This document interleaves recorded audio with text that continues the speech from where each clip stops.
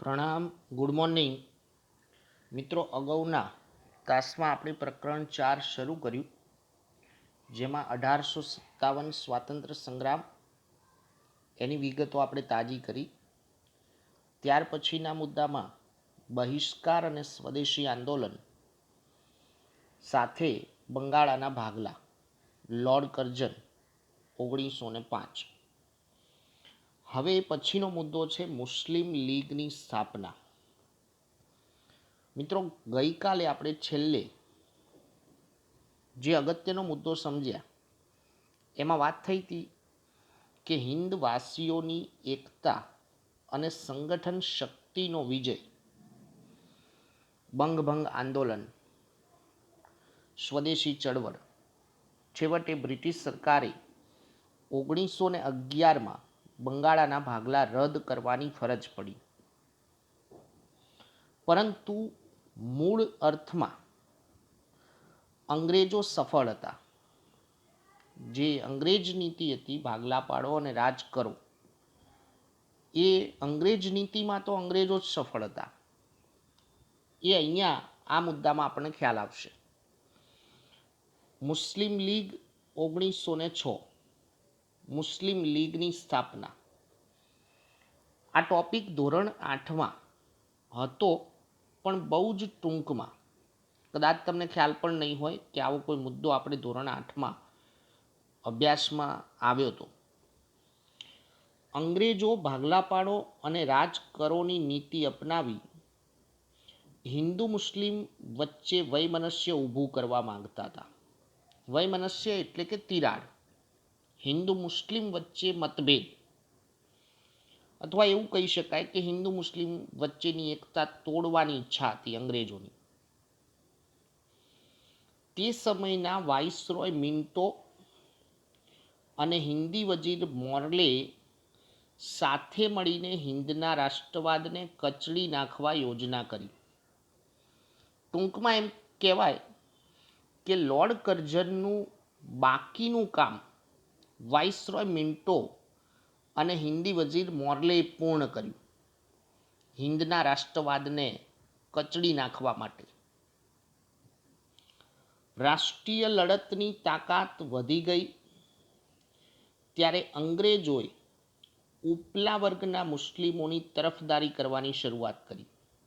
ઉપલા વર્ગના એટલે કે મુસ્લિમ સમુદાય, મુસ્લિમ ધર્મના વડાઓ, એમની તરફદારી, એમના પક્ષમાં. એટલે મુસ્લિમોને પોતાની તરફ કરવાનો પ્રયત્ન હતો અંગ્રેજોનો. એ માટે અલગ મતાધિકાર અને અલગ મતદાર મંડળોની માંગણી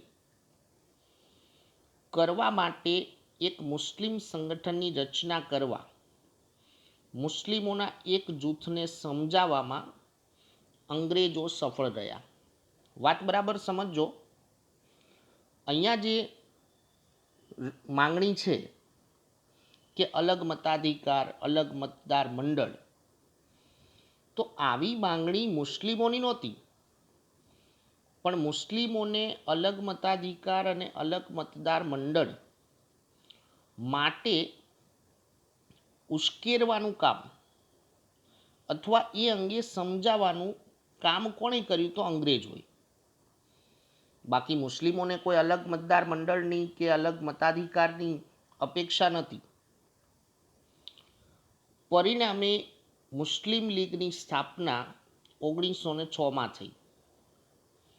મુસ્લિમોનું એક રાજકીય સંગઠન, જેમ ભારતીય રાષ્ટ્રીય કોંગ્રેસ 1885માં સ્થપાયું હતું, એમ હવે હિન્દના રાજકારણમાં એક બીજું રાજકીય સંગઠન મુસ્લિમોના હિત માટે, જેનું પીઠબળ અંગ્રેજોનું, એ માટેનું પીઠબળ અંગ્રેજોએ આપ્યું.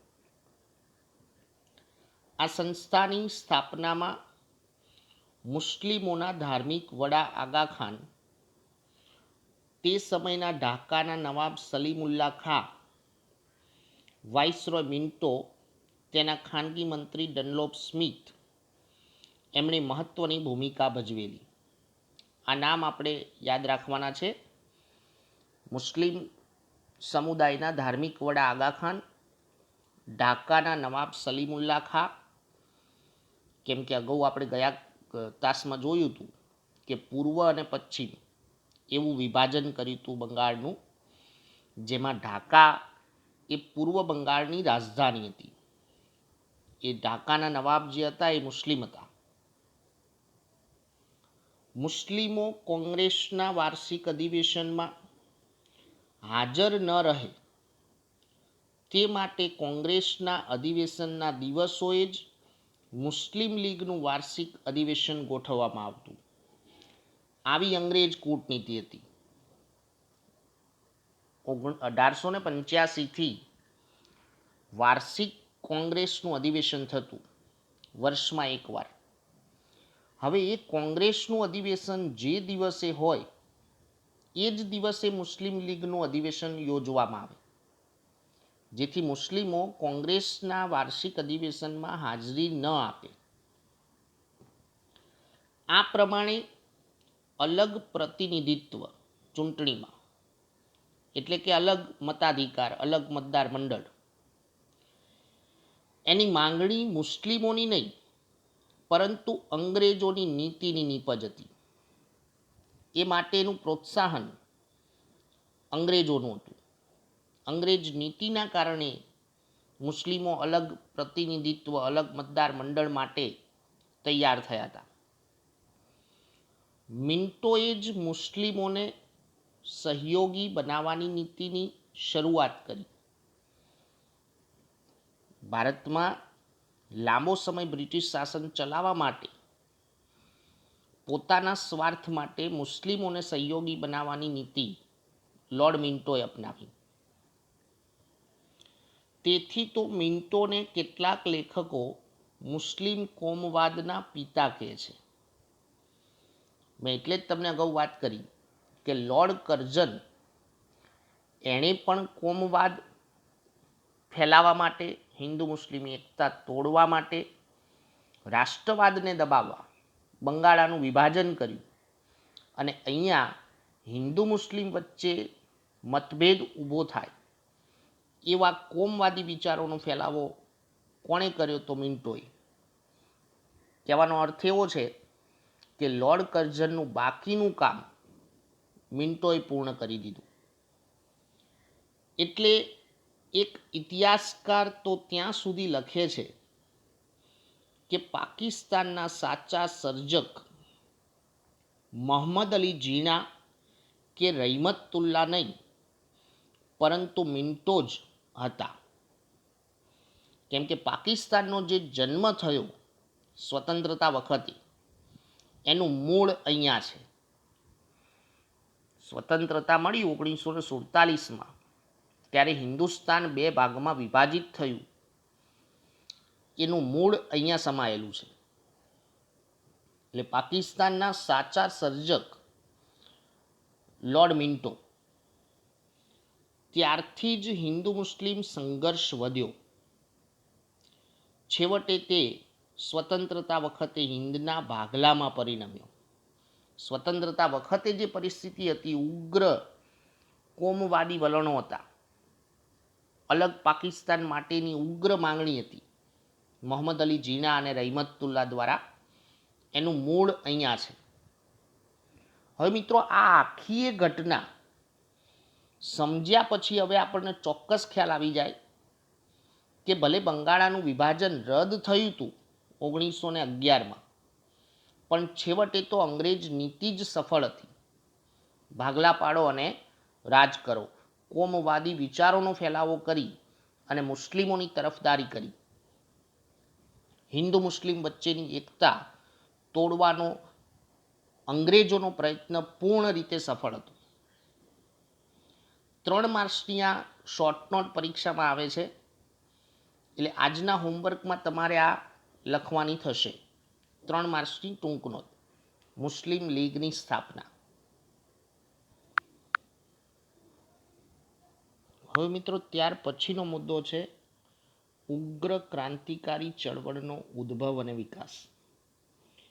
આના માટે તમે ધોરણ 8માં સેમ 2માં 5મું ચેપ્ટર ભણ્યા હતા. આ મુદ્દાઓની લગભગ દરેક વિદ્યાર્થીઓને ખ્યાલ હશે, કેમ કે ઘણા બધા નામ પરિચિત અહીંયા આપણે આવવાના છે ક્રાંતિકારીઓના. ઉગ્ર ક્રાંતિકારી. મિત્રો, 3 શબ્દો આપણે યાદ કરીએ. પહેલા મવાળવાદી, જહાલવાદી અને ઉગ્ર ક્રાંતિકારી. પ્રારંભિક જે કોંગ્રેસની પ્રવૃત્તિઓ સાથે જોડાયેલા હતા, જે અગ્રણીઓ, એ મવાળવાદી, ત્યાર પછી જહાલવાદી અને એ પછી ઉગ્ર ક્રાંતિકારી, જેમણે સ્વાતંત્ર્ય લડત માટે બહુ જ મહત્વનું યોગદાન આપ્યું છે. તો ભારતમાં ક્રાંતિકારી પ્રવૃત્તિની શરૂઆત વાસુદેવ બળવંત ફડકેએ કરી હતી. બાજુમાં ફોટો આપણને આપેલો છે. મહારાષ્ટ્ર. દામોદર ચાફેકર તથા બાલકૃષ્ણ ચાફેકર બંધુઓ. વીર સાવરકર, આ નામ ખ્યાલ હશે. બારિન્દ્ર કુમાર ઘોષ, ખુદીરામ બોઝ, પ્રફુલ્લ ચાકી, રામપ્રસાદ બિસ્મિલ, અશફાક ઉલ્લા ખાં, ચંદ્રશેખર આઝાદ, ભગતસિંહ,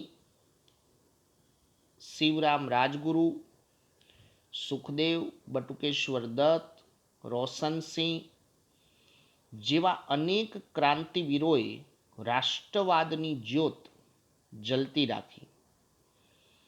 મિત્રો, આ કોઈ રાજાઓ નહોતા, પણ આ ક્રાંતિકારીઓની ક્રાંતિકારી પ્રવૃત્તિ જેણે રાષ્ટ્રવાદને ખૂબ પ્રોત્સાહન આપેલું. રાષ્ટ્રવાદી પ્રવૃત્તિઓનો ખૂબ ફેલાવો થયો હતો. શસ્ત્રો બનાવવાથી માંડીને તેના ઉપયોગ સુધીની તાલીમ પામેલા યુવાનોએ અંગ્રેજ સરકારની ઊંઘ હરામ કરી નાખી હતી. અંગ્રેજ સરકાર સામે લડત આપવા માટે ખૂબ મક્કમ હતા. એનું એક ઉદાહરણ તમને આપું. વાસુદેવ બળવંત ફડકે, જેમણે પ્રતિજ્ઞા લીધી હતી કે જ્યાં સુધી સ્વતંત્રતા ન મળે ત્યાં સુધી કેશ કર્તન નહીં કરાવવું, એવી પ્રતિજ્ઞા, કપાળમાં તિલક નહીં કરવું, આવી દ્રઢ પ્રતિજ્ઞા સાથે આ ક્રાંતિકારીઓ અંગ્રેજ સરકારને લડત આપતા હતા. ઉગ્ર ક્રાંતિકારી ચળવળો હિન્દમાં ઉદ્ભવી દેશ વિદેશમાં પણ પ્રસરેલી. એનો એક રેફરન્સ યાદ કરીએ. શ્યામજી કૃષ્ણ વર્મા, ગુજરાત, કચ્છ, માંડવીના. પૂર્વ ભૂમિકામાં શા માટે આ ઉગ્ર ક્રાંતિકારી ચળવળો શરૂ થઈ? એની પૂર્વ ભૂમિકા શું હતી? તો તેની પૂર્વ ભૂમિકામાં બંગાળના ભાગલા રદ કરવા ચાલેલું આંદોલન ગઈકાલે આપણે સમજ્યા. સુરતના કોંગ્રેસ અધિવેશન 1907માં જહાલવાદ અને મવાળવાદ એમ 2 જૂથમાં વિભાજન. કોંગ્રેસમાં જ 2 જૂથ, જહાલવાદી વિચારસરણી અને મવાળવાદી વિચારસરણી. સુરત કોંગ્રેસના 1907ના અધિવેશનમાં આવા 2 જૂથ પડ્યા હતા. કોંગ્રેસની માત્ર ઠરાવો, વિનંતીઓ, આજીજી કરવાની પદ્ધતિનો પ્રબળ વિરોધ. પ્રારંભિક જે નેતાઓ હતા મવાળવાદી જૂથના, નરમ વિચારસરણી હતી, નરમ વલણ હતું, બંધારણીય લડત હતી કે માત્ર બ્રિટિશ સરકાર સામે ઠરાવો પસાર કરવા, વિનંતીઓ કરવી, આજીજી કરવી. પણ એ કાર્યપ્રણાલી, એનો આ ઉગ્ર ક્રાંતિકારીઓ દ્વારા વિરોધ થયો. ત્યાર પછી જે યુવા નેતાઓ આવ્યા જહાલવાદી, લાલ, બાલ અને પાલ, લાલા લજપત રાય, બિપિનચંદ્ર પાલ અને બાળ ગંગાધર તિલક, આ ત્રિપુટીએ જહાલવાદી નીતિ અપનાવી. હિન્દના યુવા કાર્યકરોમાં નવું ચૈતન્ય રેડ્યું. યુવા કાર્યકરોનો ઉત્સાહ વધાર્યો.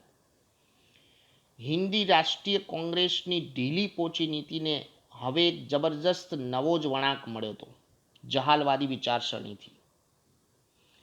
મિત્રો, આપણે જે વાત કરવાની છે એ એનાથી પણ જુસ્સાવાળા, દ્રઢ અને મક્કમ, કે જે મૃત્યુને પણ મુઠ્ઠીમાં લઈને ફરતા એવા ઉગ્ર ક્રાંતિકારીઓનો આપણે પરિચય લેવાનો છે. પણ એ પહેલાં જહાલવાદી નેતાઓની કેટલીક બાબતો આપણે યાદ કરીએ તો લોકમાન્ય બાળ ગંગાધર ટિળકે ઉગ્ર ભાષામાં જાહેર કર્યું હતું કે સ્વરાજ્ય મારો જન્મસિદ્ધ હક છે અને તે હું લઈને જ જંપીશ.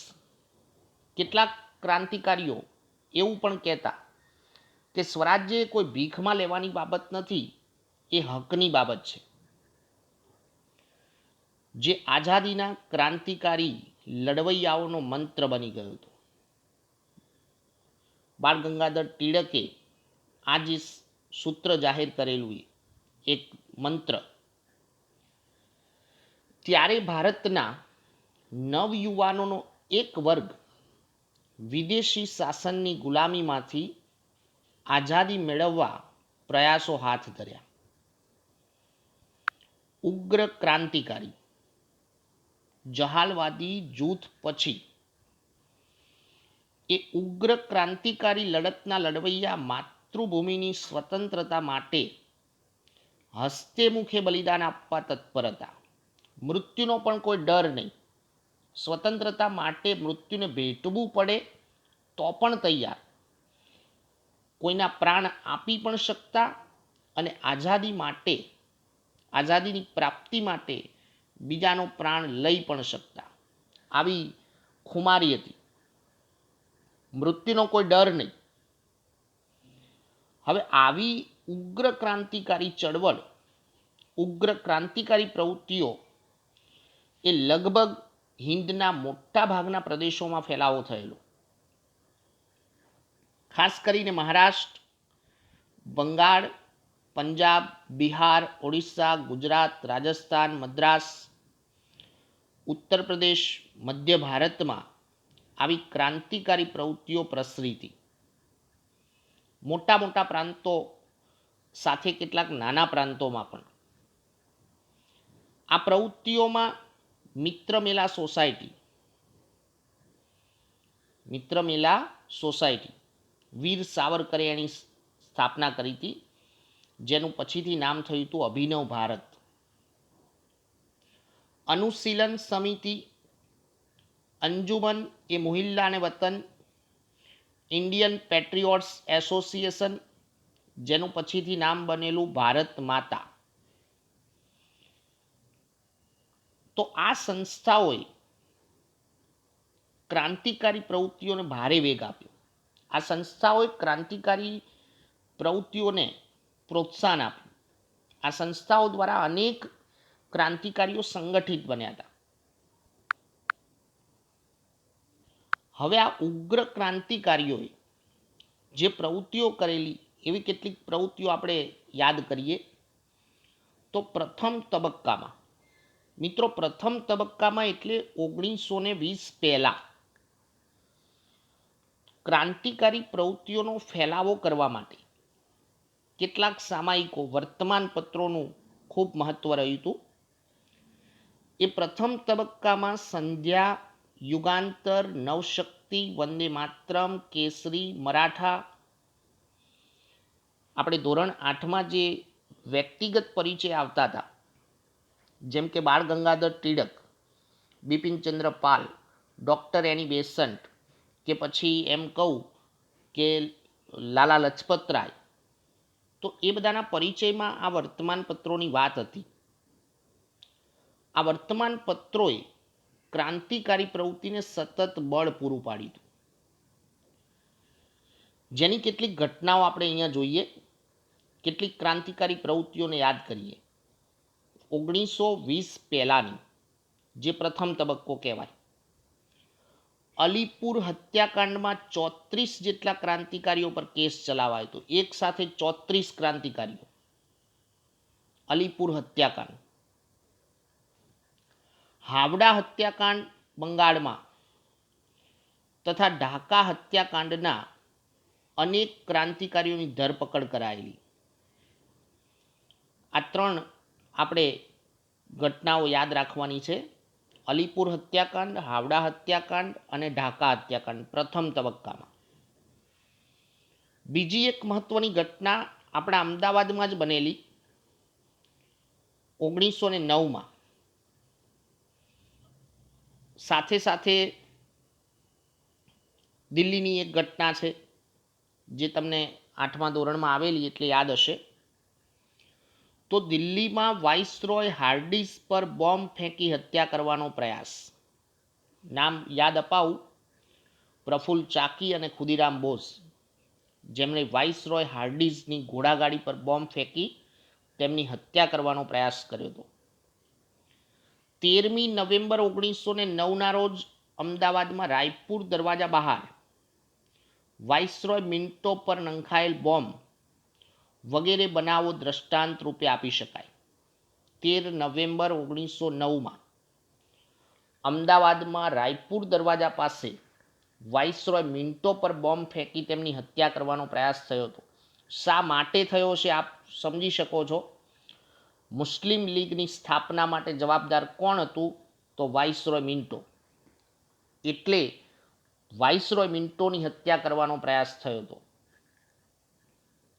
હવે બીજા તબક્કામાં એટલે 1920 પછી 20થી 42 કાકોરી લૂંટ કેસ, કાકોરી ટ્રેન લૂંટ કેસ યાદ હશે, કદાચ યાદ આવી જ જશે. કાકોરી ટ્રેન લૂંટ કેસ ચંદ્રશેખર આઝાદ, રામપ્રસાદ બિસ્મિલ, અશફાક ઉલ્લા ખાં જેવા 40 ક્રાંતિકારીઓ આ કાકોરી લૂંટ કેસમાં જોડાયા હતા. 40 ક્રાંતિકારીઓની ધરપકડ થયેલી. લાહોર હત્યાકાંડ, ભગતસિંહ, સુખદેવ અને રાજગુરુ એક સાથે 3 ક્રાંતિકારીઓને ફાંસીના માંચડે ચડાવી દીધા હતા. 23 માર્ચ શહીદ દિવસ. કેન્દ્રીય ધારાસભા દિલ્હીમાં બોમ્બ નાખવાનો પ્રયાસ, ભગતસિંહ અને બટુકેશ્વર દત્ત. આ સઘળી પ્રવૃત્તિઓમાં સહભાગી બનનાર ક્રાંતિકારીઓ વિશે આપણે અગાઉના ધોરણ 8માં શીખી ગયા છીએ. મિત્રો, આપણે એક આખું પ્રકરણ શીખ્યા હતા ધોરણ 8માં. અહીંયા એ બધી જ ઘટનાઓ એક જ પ્રશ્નમાં આપણે આવરી લીધી. એટલે પરીક્ષામાં 4 ગુણનો વિસ્તૃત પ્રશ્ન પૂછાય છે કે ભારતમાં ઉગ્ર ક્રાંતિકારી પ્રવૃત્તિઓ વિશે સમજાવો. મોસ્ટ ઇમ્પોર્ટન્ટ પ્રશ્ન, વધુમાં વધુ પૂછાયેલો પ્રશ્ન છે. નોટબુકમાં આ પ્રશ્ન પર તમારે સારા અક્ષરે લખવાનો છે અને એને ધ્યાનથી સમજવાનો છે. અસ્તુ, પ્રણામ.